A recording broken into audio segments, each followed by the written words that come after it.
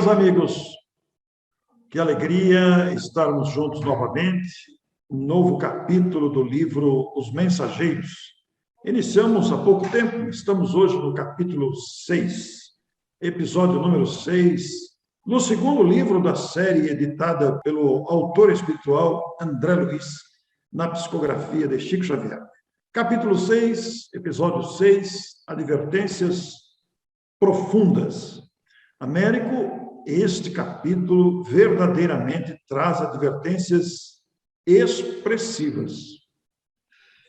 A gente percebe que na vida espiritual não tem esse negócio de passar a mão na cabeça, tal. Eles até passam, mas eles são firmes naquilo que precisa ser feito. Aqui é uma assembleia de pessoas que faliram na mediunidade, falamos isso na semana passada, e estão recapitulando lições para enfrentarem uma nova encarnação também no uso da mediunidade.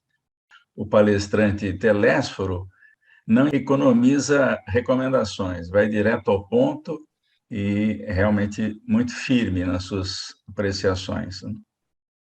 Como vimos no episódio anterior, aqui continua a palestra feita pelo instrutor.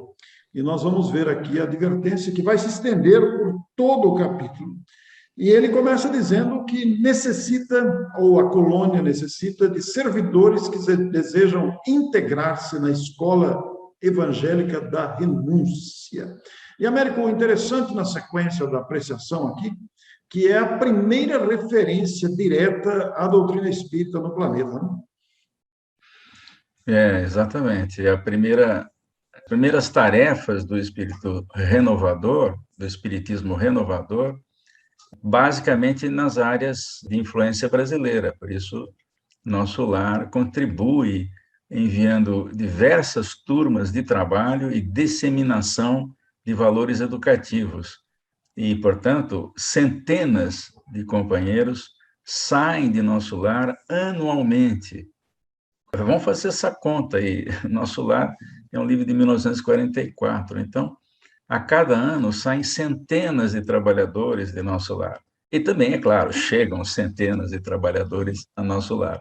Mas, se a gente multiplicar pelos múltiplos núcleos de espíritos que existem em torno da Terra, né, as múltiplas colônias, nós vamos chegar a centenas de milhares de trabalhadores que reencarnam, sempre preparados para trazer renovação à humanidade. É por isso que, ao longo dos séculos, Orson, a humanidade evolui. E por quê? Porque cada vez a gente vem mais preparado para aprimorar as nossas realizações. Então, isso vale para todo mundo, vale para o norte, para o sul, para o leste, para o oeste. Qualquer país aí recebe levas de tarefeiros nas mais diversas áreas do progresso humano. Aqui estamos falando, é claro, basicamente de médiuns e de esclarecedores. Américo, com esta observação inicial, fica fácil a gente entender, inclusive, a expansão do movimento espírita no início, nas primeiras décadas do século anterior, onde tantas instituições foram fundadas e muitos exemplos de tarefeiros dedicados se projetaram na história. Claro que isso ainda acontece, mas ali, nos idos dos anos de 30 a 60, ou mesmo antes, nós vemos a expansão do movimento espírita em muitas instituições fundadas, dedicados companheiros que se tornaram muito conhecidos no movimento espírita pelo trabalho realizado de dedicação, de renúncia, de trabalho. A gente vê essa expansão em todo o território nacional, todos os estados do Brasil, referentes ao Brasil, é claro que nos outros países também, mas especificamente referentes ao Brasil, nós vemos a multiplicação desses núcleos de trabalho entre os encarnados. Mas o nosso Telésforo alerta aqui que a maioria tem fracassado ruidosamente. Raríssimos conquistam algum êxito nos trabalhos da mediunidade, da doutrinação, como você se referiu. Embora outras colônias da esfera também providenciam tarefas da mesma natureza, como afirma o expositor, pouquíssimos são os que se lembram das realidades eternas quando estão encarnados. Essa é uma reclamação das pessoas que não lembram dos compromissos firmados e, portanto, não precisam responder por isso. É que a preparação é feita com tal antecedência e que leva em conta todas as habilidades da pessoa. Todos nós trazemos as habilidades, mas é comum você ver, por exemplo, companheiros se aproximarem do centro espírita e depois se afastarem. E por quê? Porque acham que ali se trabalha demais, não tem tempo para lazer, é muito compromisso. Então, nós vamos adiando esse processo de renovação. Por outro lado, Américo, ele faz uma observação muito importante que a gente deve considerar, que grandes instrutores, quando encarnados, ficam amedrontados diante dos atritos humanos, se recolhem na concepção que formaram de si mesmos e do próprio movimento.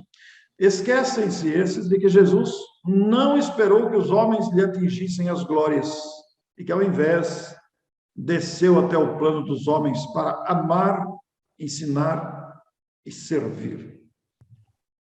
Inclusive, tem uma frase logo na sequência que detalha um pouco mais essa afirmativa do Telésforo, de que Jesus não exigiu que as criaturas fossem imediatamente iguais a ele, mas ele se fez como os homens para ajudá-los na subida áspera.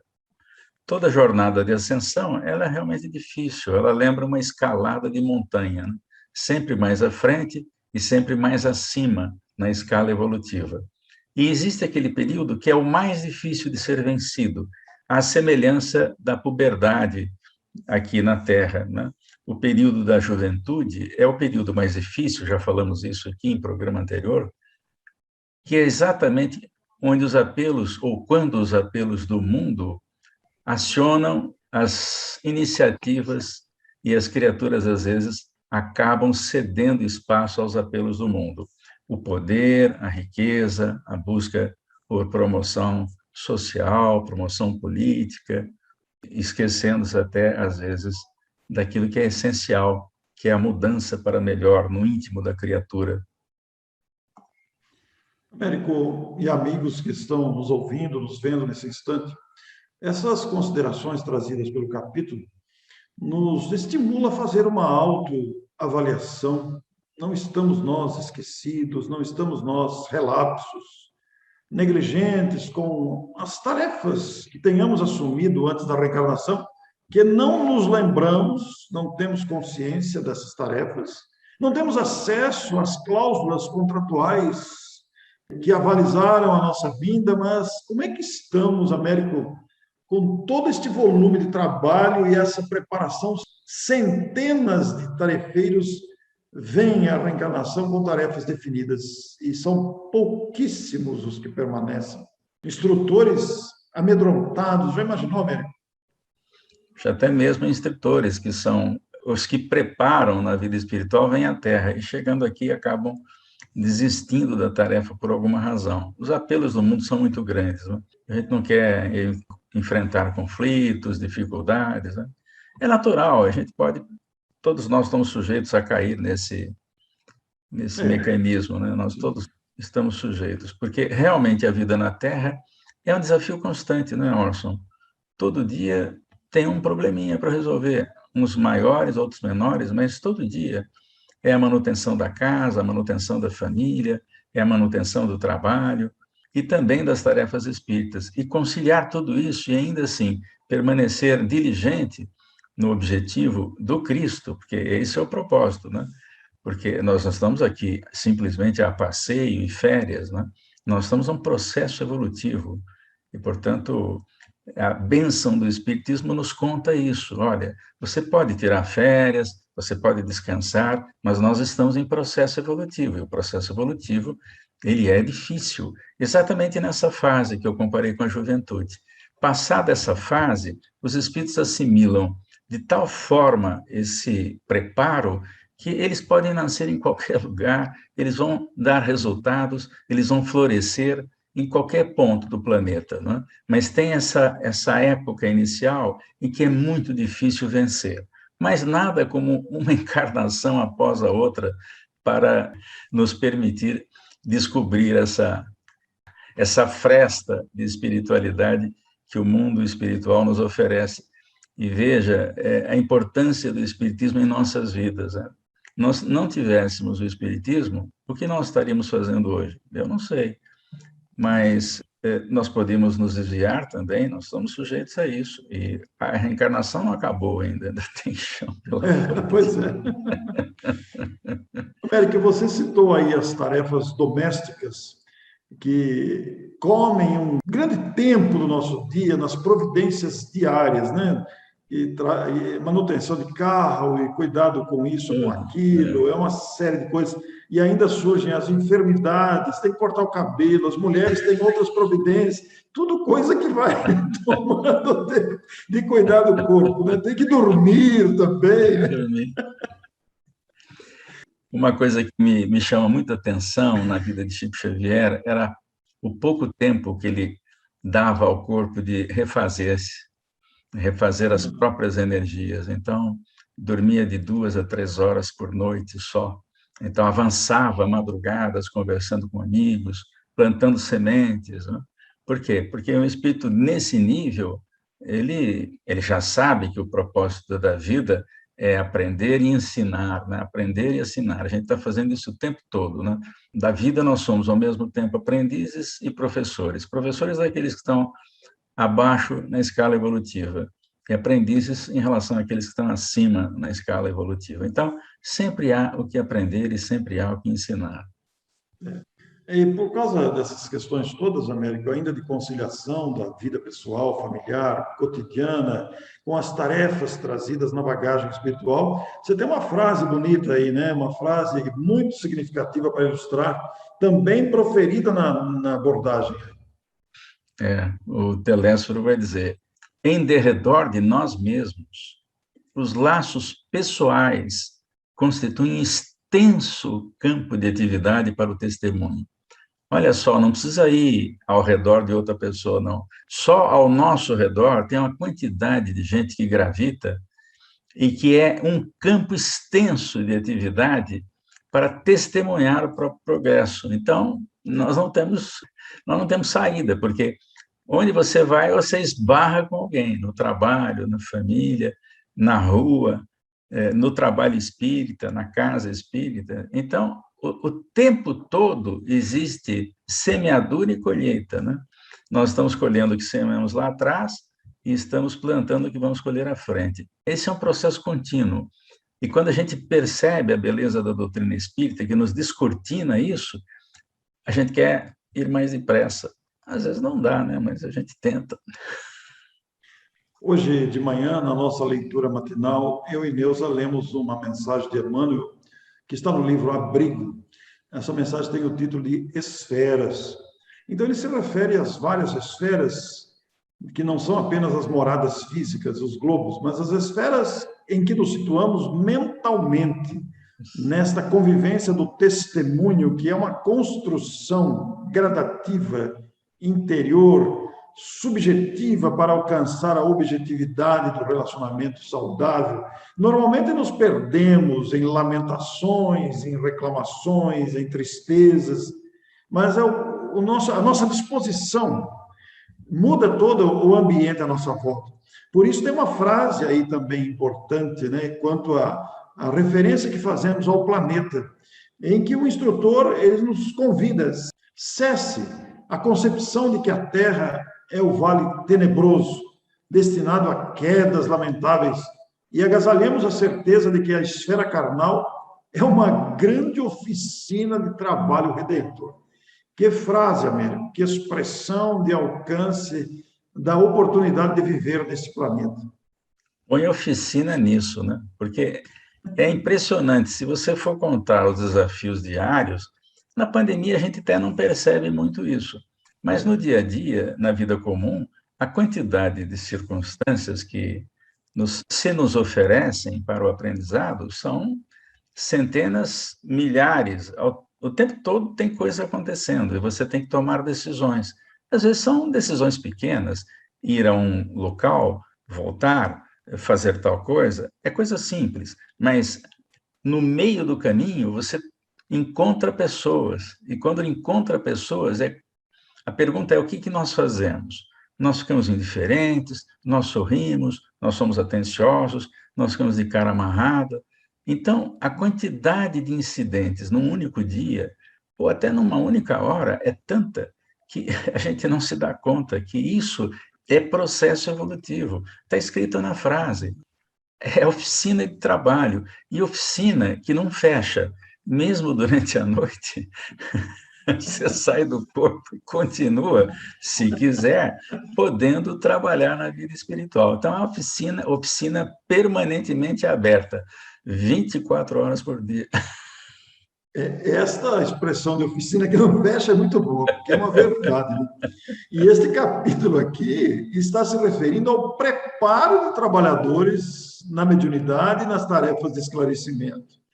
E nós vemos os grandes desastres mediúnicos, Américo, que ocorrem por desconhecimento, por indiferença, por omissão. E antes de chegar nos desastres mediúnicos, falando do trabalho, do testemunho, né, nesses relacionamentos, você citou que a gente encontra com muitas pessoas diariamente, nos deparamos com situações de indiferença, de omissão, de mágoa. Quantos ambientes constrangedores não são construídos e mantidos por força dessa má vontade de oferecer aquele testemunho, né? E trazendo isso para o campo da mediunidade, que se estende mais largamente, nós temos uma frase aí para mostrar também, América, que igualmente está no capítulo. A frase é forte, né? Mas não tem jeito. O Como fugir dela? O Telésforo usou, sem dúvida. Vamos lá. A causa geral dos desastres mediúnicos, porque há causas particulares. Então, vamos repetir. A causa geral dos desastres mediúnicos é a ausência da noção de responsabilidade e da recordação do dever a cumprir. Isso é muito forte. Por exemplo, é comum a gente ver, a gente tem notícias disso, né? Do companheiro que vai para a reunião mediúnica, numa semana, falta na outra.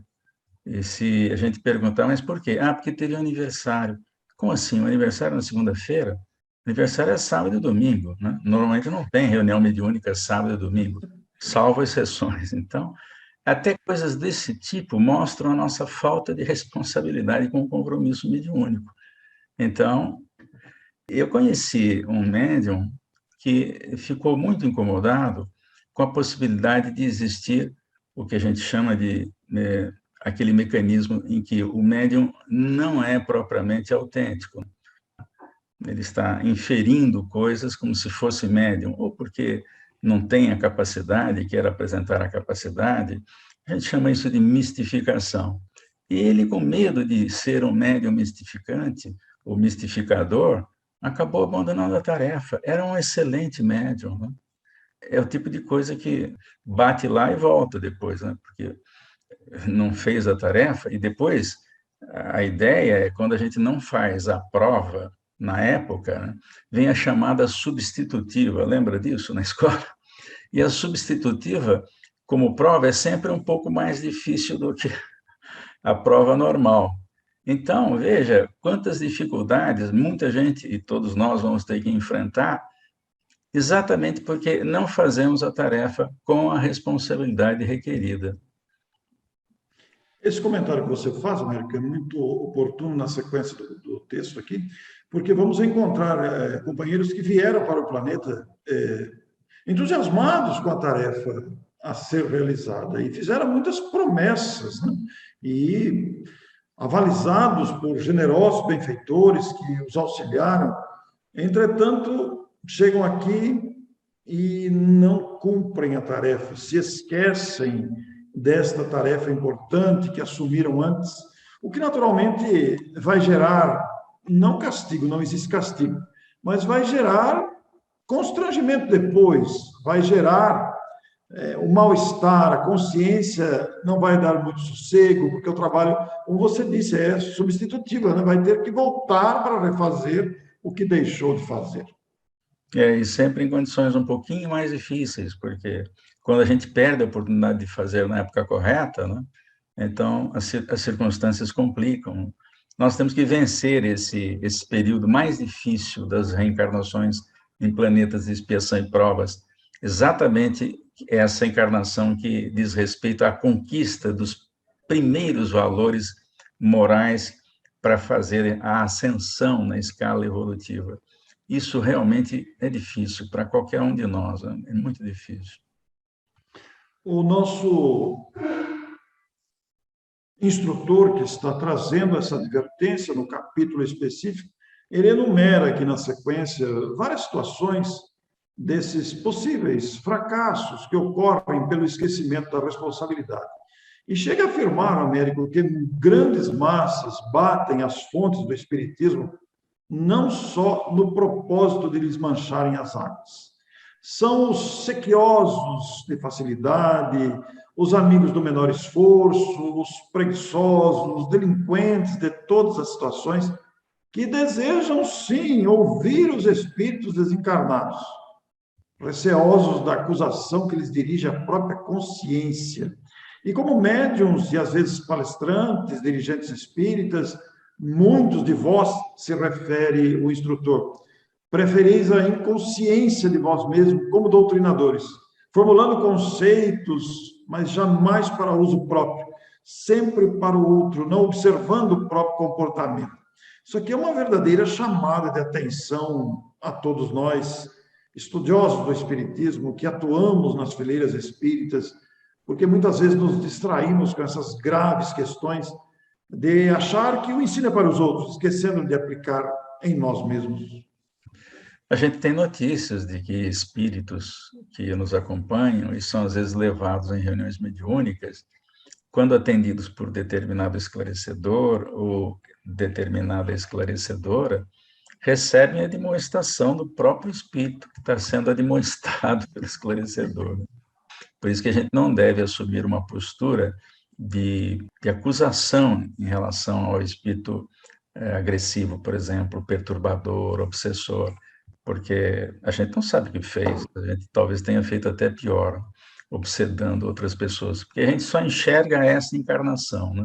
A gente não enxerga lá para trás, exatamente porque o foco do aprendizado é a encarnação presente, então nós temos que ter foco aqui, por isso que a gente não lembra absolutamente de nada, mas ao mesmo tempo lembra de tudo, tudo que foi experiência recolhida, tudo que é habilidade alcançada, fica conosco por um processo incrível, né? Você não lembra do passado, no entanto, tende a fazer aquilo que fazia. Por quê? Porque está na habilidade.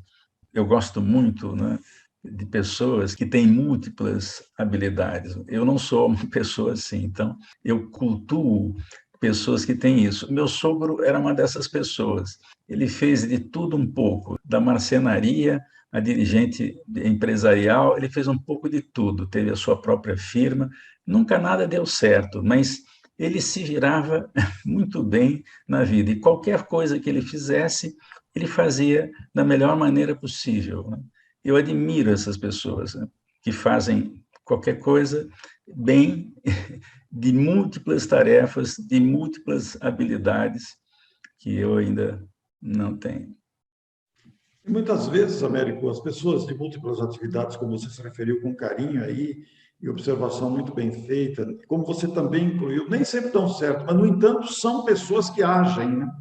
São pessoas atentas ao cumprimento do próprio dever, aquela visão abrangente das situações todas. Aliás, Américo, quero me dirigir aqui aos telespectadores numa situação que eu e o Américo sempre falamos, né? Nós, como palestrantes que somos, um cuidado que eu e o Américo sempre falamos sobre isso, né? Um cuidado que nós temos que ter como palestrantes é não fazer sermão para os outros, observando essas questões que aqui estão citadas, porque sempre temos que nos incluir na necessidade daquilo que estamos falando, porque quando há tarefas de esclarecedores, não são apenas esclarecedores na mediunidade, porque o palestrante também é um esclarecedor, ele é entre aspas, um mastigador do texto para facilitar a compreensão de quem está ouvindo. Mas o palestrante, o escritor, ele é tão necessitado quanto quem está ouvindo e quem está lendo, porque somos todos aprendizes. Aí o nosso palestrante vai dizer que o Ministério da Comunicação vem incentivando esse movimento renovador de que o Espiritismo o seu principal objetivo é a renovação fundamental dos homens, é uma revelação para essa finalidade. O Espiritismo não veio para fazer palestra, para fazer passe, para conversar com espíritos. O objetivo é a renovação humana. Todos esses outros são instrumentos valiosíssimos para esse movimento renovador. Então, ele vai afirmar, Américo, necessitamos de servidores de boa vontade, leais ao espírito da fé, o que inclui a necessidade de perceber que nós também somos necessitados, né? Aqueles que se fazem portadores dessas tarefas. Você disse uma coisa interessante aí, o palestrante às vezes faz a palestra dizendo e se referindo ao público como se ele não tivesse chance de errar, né? Então, a gente deve fazer a palestra na primeira pessoa do plural.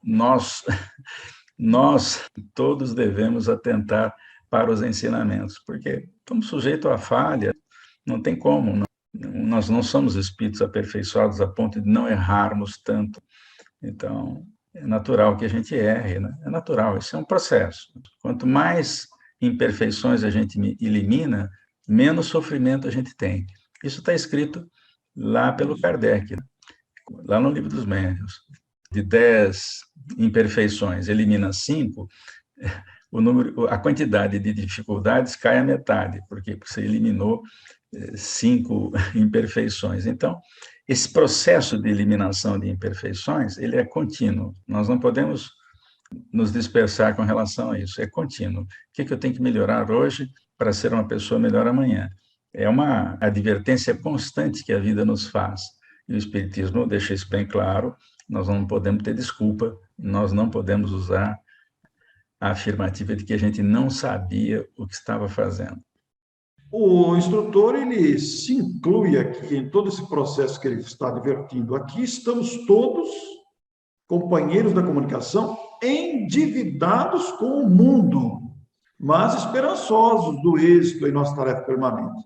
Ele vai dizer também, Américo, que nenhum deles, ele se inclui, está livre do ciclo de reencarnações no planeta. E afirma que não serão admitidos os que não desejarem conhecer a glória oculta da cruz do testemunho, nem atendam aqui os que se aproximam com objetivos diferentes. Ele dá essa demonstração de humildade, incluindo isso, não é porque ele está falando que ele se coloca fora. Ele diz que nenhum deles, inclusive ele, está livre do ciclo da reencarnação, voltar ao planeta para os aprendizados, submeter-se à infância novamente, à dependência e ao esquecimento também. Então, eu me lembro de uma frase do orador, que eu conheci, aliás, por sua influência, ainda na cidade de Mineiros do Tietê, quando você morava lá. Você que me apresentou o Raul Teixeira.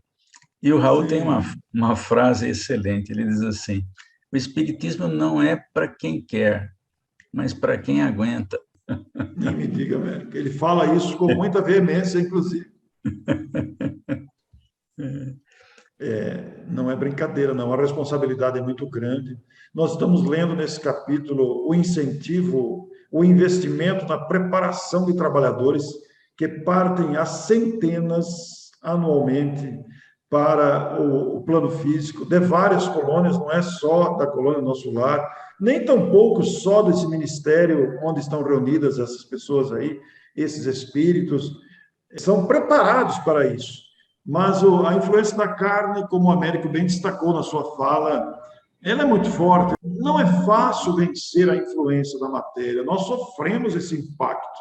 Américo, essa questão de sofrermos o impacto da matéria de maneira tão severa não deve criar em nós uma consciência de culpa também. Deve nos estimular a procurar. Vai fazer o quê? É a nossa condição. Né? É, a nossa condição. Inclusive, há um companheiro, que nós já falamos isso também aqui, ele chama dificuldade de desafio. Quando você chama de dificuldade, ou quando nós chamamos de dificuldade, a gente já está colocando uma barreira. É difícil, então não vou nem tentar. Mas quando você chama de desafio, aí vem aquele espírito olímpico. Não, eu preciso ganhar minha medalha aqui, nem que ela seja de bronze, ou pelo menos passar a linha de chegada, nem que seja em último lugar. É conhecidíssima aquela corredora, ela é suíça, se não me engano, na Olimpíada de Atlanta. se não me falha a memória. E já falamos sobre isso aqui no programa também, em capítulos anteriores aí do Nosso Lar. Ela não bebeu água na última passagem da maratona, né? E aí o corpo ficou sem água. Ela foi perdendo a força, ela chegou trocando as pernas dentro do estádio. E a regra é, não pode ajudar a pessoa, porque senão ela não termina a prova. Então, ela não queria ajuda e ela foi trançando as pernas até a linha de chegada, mas chegou. Ganhou a medalha de ouro da persistência. É isso que nós vamos fazer. Tanto que Jesus vai dizer assim, na vida tereis aflições. Eu acrescentaria, e não são poucas. Mas mantenha o bom ânimo. Eu venci o mundo. O que importa é você chegar ao fim. Você tem que chegar lá. Se está trançando a perna ou não, ele não faz questão de que a gente chegue ao fim da vida em primeiro lugar, no pódio, não, ganhando medalha de ouro, prata ou bronze. Mas nós temos que ir até o final fazendo o nosso melhor. E quem prova que chega no fim gastando toda a sua energia, é muito bem. Mesmo que está doendo, prossiga. Prossiga, é isso mesmo. É isso. E o nosso instrutor, Américo, depois de todas essas valiosas colocações aqui desse capítulo importante, expressivo e sem passar a mão na cabeça, ele vai encerrar a sua fala dizendo: e ninguém espere subir espiritualmente, como a América está citando aí da medalha, e chegar, vai em frente, sem esforço, sem suor e sem lágrimas. Referindo-se a essa atleta que chegou à linha de chegada, foi com esforço, foi com suor e foi com lágrimas também. Que coisa, né? Nesse momento, cessou a preleção de Telésforo, que abençoou a Assembleia, mostrando o olhar brilhante, infinitamente brilhante, e aceitando em seguida o braço de Aniceto para afastar-se. E André vai observar aqui que, debaixo de profunda impressão, face às declarações do instrutor, numerosos participantes choravam em silêncio. E Vicente explicou: são servidores fracassados. É forte isso aqui, hein, América? É forte, vai ver que a gente estava lá na reunião. É muito Nossa, sabe que eu não tinha pensado nisso, América? Agora pois volta lá. A gente gosta tanto de palestra, vem, quem sabe a gente não estava lá, né? E eu não estava encarnado ainda, eu poderia estar lá mesmo. Exato, foi isso que eu falei, também não, 44, o livro saiu em 44. Nós...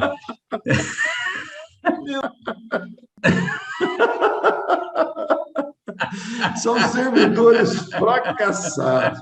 Vejam vocês que estão nos acompanhando aqui, a questão é séria, por não ser, para não ser cômica. Ai, meu Deus do céu, onde vamos chegar, né? Que coisa. E é verdade isso, porque aqui estamos abraçados a outros compromissos, não sabemos em que nível estamos alcançando a promessa feita, o contrato assinado, mas aqui estamos a trabalhar, né? E vocês todos que estão nos ouvindo, estão nos assistindo, estão rindo conosco, naturalmente se enquadram também nessas situações de compromisso do passado, porque todo mundo que está nesse planeta aqui, estamos todos devendo alguma coisa. Com o compromisso de melhorar sempre, a cada dia. Não é sinal de desânimo, não. É sinal de prosseguir na tarefa. Abracemos a tarefa. Agora que estamos com ela nas mãos, vamos trabalhar, vamos continuar. Isso que é importante, né? Vencer o desafio. América, esse é o desafio, de chegar ao fim da maratona, da corrida. E aí, nesse instante, o próprio instrutor e orientador se postaram junto de André Luiz. E duas senhoras se aproximaram de grave fisionomia e se dirigiu a Aniceto. Desejavam conversar sobre um tal de Otávio, que nós vamos conhecer na próxima semana, Américo. E o Aniceto respondeu que o ministério prestará esclarecimentos. Mas ela insistiu. É que tem uma amiga minha, casada na terra há alguns meses, que me prometeu cooperar para auxiliar o Otávio. Eu queria localizar, seria de meu agrado localizar agora o meu pobre filho em novos braços maternais. A mãe está querendo reencarnar o filho, está querendo achar uma vaga para ele.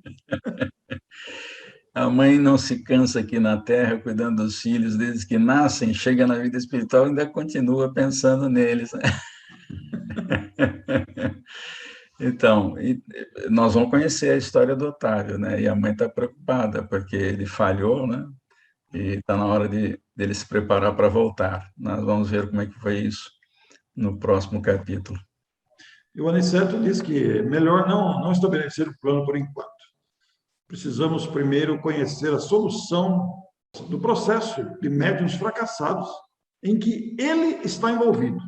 Então, é o assunto de um médium fracassado que nós vamos conhecer na própria semana. E o André ficou surpreso, né? O André, ele achou estranho aquilo lá. As senhoras se retiraram conformadas e o Aniceto falou, tenho serviços imediatos em companhia de Telésforo. Deixo-os em estudos e observações aqui no centro dos mensageiros. E então, retirou-se Aniceto e chegou um companheiro para conversar. E Vicente explicou. Tem uma frase para colocar aí da explicação de Vicente, né, Américo? Toda conversação sadia que nos reenriqueça os conhecimentos e aptidões para o serviço é um trabalho útil. E isso está, inclusive, na doutrina, né? Quando Kardec faz uma referência interessante na questão 675, que nós vamos colocar aí também. Pergunta ele aos espíritos, só devemos entender por trabalho as ocupações materiais? E a resposta, não. O espírito trabalha assim como o corpo. Toda ocupação útil é trabalho. Então, uma conversa fútil não é trabalho, mas uma conversa de troca fraterna de experiências, visando o aprimoramento pessoal e coletivo, é trabalho, sim. É preparação para o trabalho. A conversa elevada, ela facilita o andamento e a consecução do trabalho. E André fez uma pergunta curiosa aqui, surpreendida até, mas é uma pergunta muito curiosa até para nós. E se eu tentasse voltar aos assuntos inferiores da Terra, esquecendo essa tal de conversação edificante que se pratica tanto aqui em nosso lar, né? Em outras palavras, né, poderiam dizer, escuta, aqui você só fala coisa boa. E se eu voltasse a falar coisa, maledicência, crítica, reclamação? Vicente deu um belo sorriso e retrucou, o prejuízo seria seu, porque aqui a palavra define o espírito. E se você fugisse à luz da palestra instrutiva, nossos orientadores conheceriam sua atitude imediatamente, porquanto sua presença se tornaria desagradável e o seu rosto se cobriria de sombra indefinível. Que vergonha, Américo. Ixi, é bom não pensar coisa ruim, não, né? Falar mal dos outros, criticar, como você falou, tudo isso, lá na vida espiritual, eles têm essa preocupação de não repetir os erros humanos, porque aqui a gente vive fazendo isso, né? Mas na vida espiritual, os espíritos já perceberam, nós temos que chegar no fim da jornada, ela é muito longa, nós não podemos perder tempo com conversa fútil, então, toda conversa deve ter cunho edificante, exatamente atendendo à expectativa dos espíritos que nos acompanham, porque nós estamos sendo acompanhados, né? em outros níveis de espíritos que são responsáveis pelo progresso evolutivo de nós todos. A exemplo do Cristo, que é o responsável maior de toda a humanidade. Guia e modelo, mas mais guia do que modelo, como o modelo está muito à frente dos nossos padrões. Mas guia, ele faz isso diariamente, de um modo que nós não conhecemos, através de mecanismos que também não conhecemos, mas que nos proporcionam o aprendizado necessário na encarnação que nós solicitamos, talvez tenhamos implorado para nascer. E como disse no começo do capítulo, Jesus não espera que subamos até ele, ele vem até nós para nos orientar, para nos ajudar. Então, lá a gente vai ter que tomar cuidado, precisamos treinar desde já, parar de reclamar, parar de falar mal dos outros, porque lá a gente vai ser reconhecido imediatamente. Já pensou que vergonha que não vai dar os instrutores reconhecerem que a gente está pensando mal e ainda o rosto vai cobrir de uma sombra? Complicado isso, Américo. Complicado. A gente sabe que os espíritos, por exemplo, enxergam aquilo que se convencionou de tela mental, eles enxergam o que a gente está pensando. A gente não pensa com palavras, a gente pensa com imagens, e as imagens são refletidas no nosso corpo espiritual. Não sei como é que é isso, eu não tenho ideia de como é que é, mas é como se fosse uma tela que reproduz aquilo que a gente está pensando. É por isso que os bons e os maus espíritos sabem quando a gente está pensando coisa boa ou coisa ruim, eles sabem. Muito bem. Chegamos aqui à conclusão da gravação do capítulo 6. Ultrapassamos 10% já dos capítulos do livro Os Mensageiros. Na próxima semana, estaremos aqui com o episódio e o capítulo número 7, A Queda de Otávio. Nós vamos conhecer a história do médium Otávio e a sua queda, cuja mãe está tentando encaixar uma vaguinha para ele de volta ao planeta. Uma vaguinha, pelo amor de Deus, arranja uma vaguinha para o meu filho aí. Quantos de nós não estivemos em situações parecidas já? Parecidas, né? Parecidas. Muito bem, meus amigos, agradecemos a vocês todos e até a próxima semana. Muito obrigado. Tchau. Até.